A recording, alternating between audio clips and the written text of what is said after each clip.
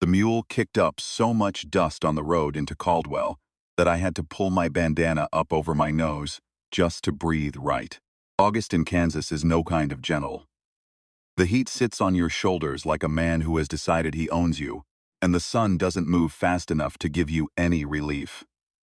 I wasn't supposed to be in Caldwell at all. I was supposed to be 3 counties east, looking at a water well that a rancher named Greer wanted dug before the dry season made his cattle desperate. But Greer had sent a boy with a message 2 weeks prior saying he couldn't pay until October, and October meant nothing to a man who needed to eat in September. So I turned west, and Caldwell happened. The town had a population of maybe 400 souls on a quiet day, and this was not a quiet day. There were wagons parked 6 deep along the main thoroughfare. Men I didn't recognize, which was strange, because I'd passed through Caldwell maybe a dozen times, and you get to knowing faces in small towns, whether you intend to or not. I tied my horse, a mare I'd been calling Trouble since the first week I owned her, reasons that still held true, outside the water trough near the general store. She drank slow and loud, the way she always did, like she was making a point about something. I went inside for beef and salt crackers. The man behind the counter, Adler, he had this look on his face I'd seen before on men holding something in their chest. They couldn't decide whether to spit out or swallow. "What's the occasion?" I asked him, nodding toward the crowd sound coming through the walls. Adler busied himself with a bolt of cloth that didn't need adjusting. "Land auction," he said. "Mostly." I chewed on that word. Mostly. "What's the rest of it?" He didn't answer me right away. Just set the crackers on the counter and named a price that was 2 cents higher than last time. I paid it. Didn't argue. Took my things outside and stood on the boardwalk and watched the crowd move down toward the far end of the main street, where a wooden platform had been built against the side of what used to be a feed store, now burned out and hollowed by some fire. Nobody in town talked about openly. I heard the auctioneer before I saw him. That particular kind of voice, loud and rhythmic, and without any real feeling inside it, like a machine that learned human speech from a distance. I told myself I was just going to watch. That was the first lie I told myself that day. The auction block had land deeds on it, sure enough. Plots, sold in the first 20 minutes. I stood at the back of the crowd with my dried beef and tried to look like a man with somewhere else to be, which I did not have. Then I heard a different sound. Not the crowd, not the auctioneer. Something cutting through all of it like a blade through canvas. A woman's voice, saying, "Get your hands off me." Not screaming, not pleading, saying it the way you'd say it to a dog that had started sniffing somewhere unwelcome. Flat, clear, meaning every syllable. I stood up straighter. 2 men were bringing her up to the platform from the left side, each of them holding an arm. She was walking, not being dragged. But the way she was walking told me the walking was a choice she was making, so they wouldn't have the satisfaction of carrying her. Tall woman, dark red hair coming loose from a braid. Dress that had been fine once, maybe a month ago, before whatever road had brought her here. She was looking straight out at the crowd with an expression I can only describe as a specific kind of fury. The kind that comes from having already decided that whatever was about to happen was going to be survived. I knew that expression. I'd seen it in the mirror. After the 2nd year of the war, when a man stops being afraid and starts being something harder and colder than afraid, the auctioneer said she was an indentured worker, a runaway, and that the costs of her capture and transport had created a legal debt that was being settled publicly. Half of that was probably a lie. Which half, I didn't know yet. The bidding opened at $8. Man near the front, red-faced, thick through the neck, the kind of man who'd never once not gotten what he wanted, opened at 10, laughed when he said it, like the whole thing was a good joke. 2 other men bid up to 15, 20, 25. The seant before the red-faced men said 35 and turned around to look at the crowd in a way that was meant to end things. It nearly worked. I don't know what made me raise my hand. I have tried to reconstruct it honestly ever since, and I still can't give you a clean account. Something in the way she was standing, maybe. Something in the set of her jaw. Something in the fact that $35 in a man like that's hands meant something very specific. And I was old enough and had traveled enough roads to know exactly what it meant. I said, $2. The crowd turned around. You should understand. This wasn't generosity. I had $11 and some change on my person. I wasn't being noble. I was doing arithmetic and I was doing it poorly, because I was already committed before the numbers finished running. The red-faced man said something I won't repeat here. The auctioneer, to his credit, looked uncomfortable. The crowd laughed. Not everyone. Enough. She had turned on the platform to look at me when I spoke. The red-faced man opened his mouth again. I said, $2. That's my bid. The red-faced man said 36. I said $2 again. He said 40. $2, I said. That's all I'm offering. Something changed in the dynamic then. I can't explain it precisely, but some crowds have a temperament, and this one had been leaning a particular way, and what I was doing, the sheer mule-headed repetition of it, created a kind of friction that a man who relies on bravado cannot easily navigate in public. Because every time he raised his number, I didn't match it. I just said my number again, like it was the only number that existed.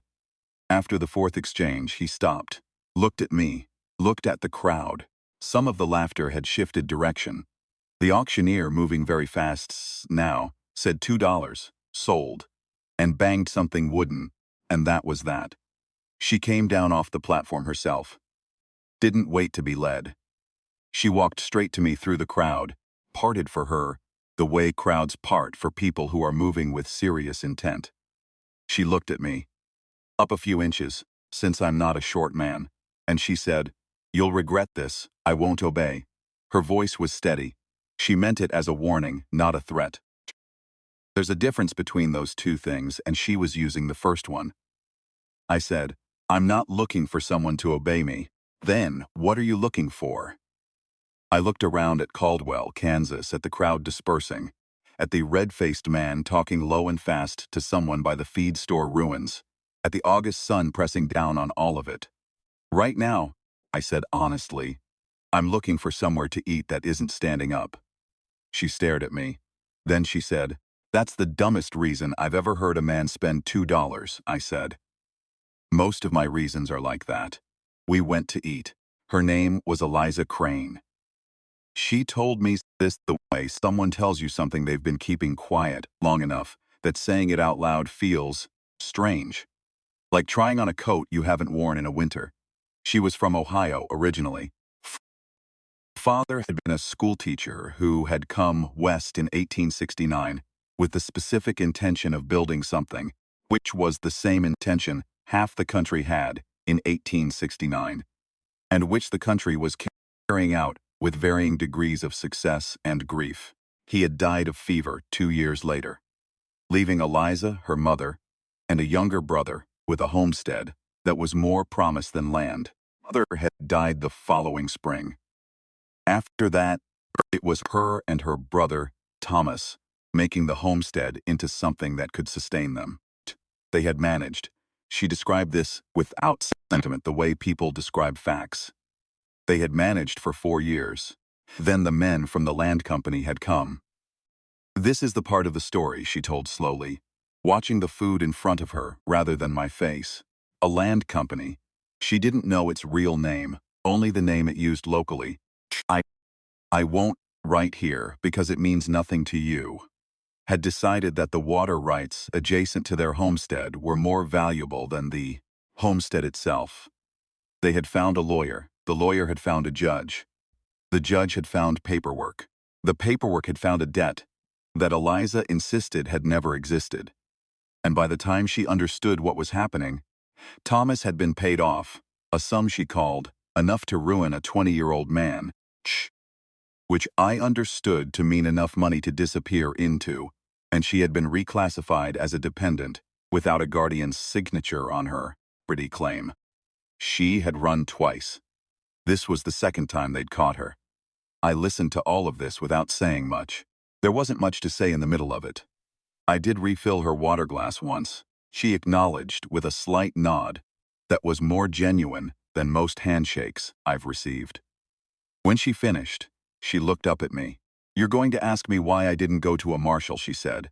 I wasn't, actually. Everyone asks that. I imagine everyone who asks that has never needed a marshal for anything serious. She looked at me for a moment. Then something in her face shifted, very slightly. Not softening exactly. More like a door in a house you thought was entirely shut, opened half an inch to let out some light. "What's your name?" she asked. "Caleb Harrow." "What do you do, Caleb Harrow?" "Whatever's in front of me. Most. Right now I dig wells. Wells. Water's worth having." She almost smiled at that, almost. The problem I was now facing was a practical one with several layers. Layer 1. I had spent $2 I did not technically have to spare. Layer 2. Whatever legal arrangement the auctioneer had performed was binding in the technical sense, which meant Eliza Crane was, in the eyes of Caldwell's interpretation of frontier law, my responsibility for a period of indentured service, a system that had been dying for years but was dying the way bad things die on the frontier, which is to say slowly and unevenly, and not in every county simultaneously. Layer 3. The red-faced man at the auction had not dispersed with the crowd. He was, by the time we finished eating, sitting outside the restaurant across the street, doing nothing in particular, with a studied patience that was louder than any behavior I could name. Layer 4. I had no plan. I told Eliza about Layer 4 directly. She received this information with a kind of calm that told me she had been operating without a reliable plan for some time and had developed a working relationship with that condition. "Where are you headed?" she asked. "East. Probably. There's work near a town called Pratt if I get there before the other well diggers." "I'm not going east." "Where are you going?" She was quiet for a moment. "West," she finally said. "There's a settlement I've heard about, near the Cimarron. Women running it together. No land companies." I knew, roughly, the place she was describing. I also knew roughly the distance, which was not small. "That's 3 weeks of riding," I said. "I know, you don't have a horse." "I know that too." I looked out the window at the red-faced man and his studied patience. "Trouble carries two," I said, meaning my horse. Eliza looked at me steadily. "Why would you do that?" I thought about it honestly before I answered. Peace. Not because I was trying to be impressive, but because I genuinely wanted to give her an accurate answer rather than a noble one. "Because you stood on that platform like you were going to survive whatever happened next," I said. "And I find I want to see whether you do." She was quiet for a long time after that. "Then I'll ride my own side the horse." "That's how horses work," I said. She said. "Then we leave before dawn." I will not try to make those 3 weeks into something cleaner than they were. We rode. We camped. We crossed 2 rivers, one of which was angrier than it looked from the bank. Trouble, my horse. Developed a persistent opinion about Eliza that was warmer than the opinion she had about most people, which I chose not to comment on but noted privately with some interest. The first 3 days, Eliza and I talked mostly about practical things. Water sources. The state of the road. Whether the clouds on the western horizon meant rain or just light playing tricks, which is a real debate that frontier weather forces upon you with some frequency. By the end of the first week, we were talking about other things. She talked about Ohio the way I talked about Virginia. The way people talk about places they left early enough that the memory has more feeling than detail. The smell of particular seasons. The sound of a certain creek. Things that no longer have a practical address but still occupy real estate in person. I told her about the war, which I don't usually do. Not the events of it. Those are other men's stories too, and I've never felt they belong entirely to me to tell. But what it did to my understanding of things. How it changed what I could believe in. How it made certain kinds of promises feel hollow and certain kinds of silences feel full. She listened the way she did everything, completely, outperforming it. On the 8th day, we were followed for about 6 hours by 2 riders I didn't recognize, eventually turned south and disappeared. I didn't sleep easily that night. Eliza noticed and didn't comment on it, which was a kind of consideration that I stored somewhere careful. The 12th day, it rained for 18 hours, and we sheltered under a rock, overhang near a dry creek bed. We had one blanket between us by the end of it because hers had gotten soaked crossing a flooded section of trail I had misjudged. That night she said, "I've been thinking about what you said at the restaurant." About water? She almost smiled. About wanting to see whether I survive. And nobody's ever said something like that to me before. Most people either want to save me or they want to use me. You said you wanted to watch. I thought about what she meant by that. Is that wrong? No, she said slowly, like she was making sure of the word before she committed to it. I think it might be the first honest thing anyone's offered me in about 4 years. The rain was loud on the rock above us. Trouble was standing at the edge of the overhang, looking reproachfully into the dark. "You'll make it," I said. "I know," she said. She said it matter-of-factly, with no bravado, just the same flat certainty she'd had on the auction block. I just didn't think anyone else would think so. I want to tell this part right because it's the part I've gone back to the most. We were 2 days out from the settlement she was looking for. We'd been making good time. I had started to feel something in my chest that I would categorize as reluctance. Not about the journey, but about what came at the end of it, which was the point where my reason for riding west would be gone. I hadn't said this out loud, because I wasn't certain it was a thing worth saying out loud yet. Then, on the second to last day, the red-faced man found us. I didn't see him personally, but 2 riders who rode up ahead of us on the trail and stopped in a way that blocked forward movement, behind us a third. I heard the third one before I saw him. Eliza felt me tense before I said anything. She had that quality, an animal alertness that had probably been learned the hard way. "Company," she said quietly. "Yes." The men ahead were carrying papers. This is the language of that kind of trouble. Not guns first, papers first. To give the appearance of law before the guns, if the papers don't work. The one in front said she was still property under a legitimate debt claim, and that I had just a fraudulent arrangement. I said I had a receipt from the auctioneer. He said the auctioneer's authority had been revoked.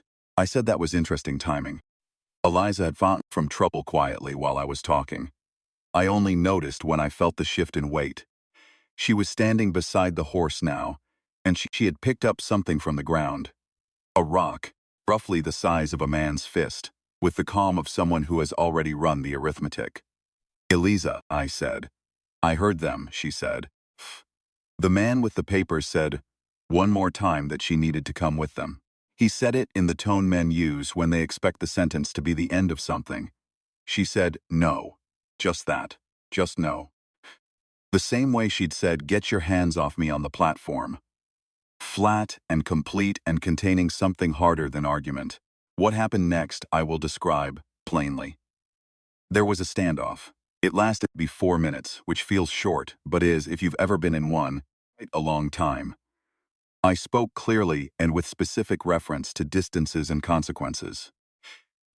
I have found that most men who are working under someone else's instructions have a threshold, and if you identify that threshold and speak to it directly, they will retreat. They retreated. The man with the papers said this wasn't finished. I said it wasn't my intention that it should be. They rode south. When they were gone, Eliza set the rock down on the ground the same way she'd picked it up, without drama, just placement. She looked at me. "You didn't tell me to get back on the horse," she said, "Ed. You knew what you were doing." She looked at me for another moment. Then she reached out and put her hand against my chest. Not grabbing, not holding, just placing her hand there, the way you touch a wall, to confirm it's solid. Like she was checking something. I didn't move. "You're not what I expected," she said. "When you bid $2, what did you expect?" "Someone with an angle." "I had $11, I said. 2 was honest." She almost laughed. It wasn't quite a laugh. It was what sits just behind one, that almost sound that means something more than the laugh would. Then she put her arms around me, both of them, straight across the middle of my chest, and she leaned her head against my shoulder. I want to be careful here about how I describe this, because it matters to get it right. It wasn't desperate. It wasn't the clinging of someone who had been afraid. It was something simpler and older than that. The way you lean against something when you have been carrying weight for a long time, and the something is solid and warm and present and asking nothing from you. I put my arms around her. She didn't say anything. I didn't say anything. Trouble nuzzled the back of my arm, which was either affection or commentary, and I've never been sure which. We reached the settlement on the Cimarron on a Tuesday, which is a day that has always seemed to me too plain for important things to happen on it, but they do anyway. It was what she'd described. Women, mostly, with a few men who had arrived attached to women and then stayed on. Good land. 2 wells already dug, which I inspected with professional interest and found to be competent. A schoolhouse in progress. The kind of place that looked like an argument against the idea that nothing good can be built without someone powerful permitting it. The woman who ran it had a handshake that meant something in eyes that had been in a few standoffs of their own. Eliza walked into that settlement like she was finally walking somewhere on purpose. I watched her. I had said I wanted to see whether she survived, and this was what surviving looked like. Not relief, exactly, but arrival. Completion of a thing that had required a long time to reach. They gave her a small house. I helped move furniture. This is not a romantic detail, but it's a true one. And I want you to have it, because the romantic details only mean something if the practical ones surround them honestly. That evening we sat outside on the step. There was a fire going somewhere nearby.